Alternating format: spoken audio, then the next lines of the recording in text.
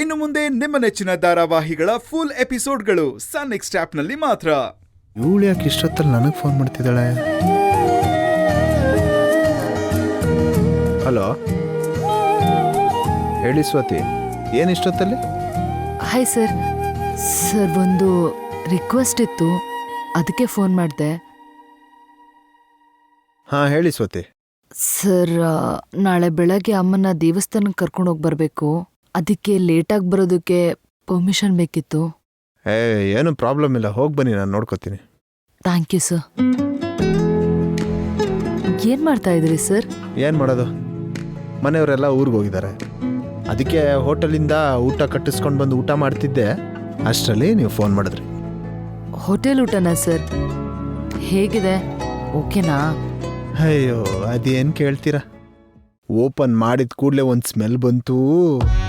ಈ ಸುಮಾರು ದಿವಸದಿಂದ ತರಕಾರಿ ಎಲ್ಲ ಕೊಳೆದು ಬಿದ್ದಿರುತ್ತಲ್ಲ, ಆ ಸ್ಮೆಲ್ ಹೊಡಿತಿದೆ ನೋಡಿ. ಮತ್ತ್ಯಾಕೆ ಸರ್ ಅದನ್ನೇ ತಿಂತಾ ಇದ್ದೀರಾ?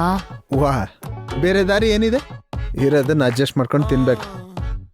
ಸರ್, ನಮ್ಮ ಮನೆಗೆ ಊಟಕ್ಕೆ ಬನ್ನಿ ಅಂತ ಎಷ್ಟು ಸಲ ಕರೆದಿಲ್ಲ ನಿಮ್ಮನ್ನ? ಅಟ್ಲೀಸ್ಟ್ ಇಂಥ ಪರಿಸ್ಥಿತಿಲಾದರೂ ನಮ್ಮ ಮನೆಗೆ ಊಟಕ್ಕೆ ಬರ್ಬೋದಲ್ವಾ? ಆಹಾ, ಅದೆಂಗಾಗ್ಬಿಡ್ತು ಸ್ವಾತಿ, ಮುಂಚೆನೆ ಫೋನ್ ಮಾಡಿ ತಿಳಿಸಿದ್ರೆ ಏನಾದರೂ ಸ್ಪೆಷಲ್ ಅಡುಗೆ ಮಾಡಿರ್ತೀರಪ್ಪ.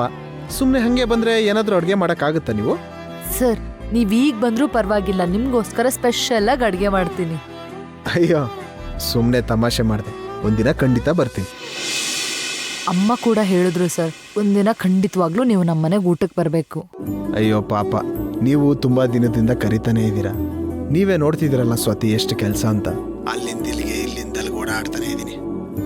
ಇಲ್ಲ, ಒಂದು ಕೆಲಸ ಮಾಡ್ತೀನಿ ರೀ, ಸಪ್ರೇಟಾಗಿ ಪ್ಲ್ಯಾನ್ ಮಾಡಿ ಊಟಕ್ಕೆ ಅಂತಾನೆ ಬರ್ತೀನಿ. ಆವಾಗಲೇ ಬರೋಕ್ಕಾಗೋದು, ಇಲ್ಲಾಂದ್ರೆ ಆಗೋದೇ ಇಲ್ಲ.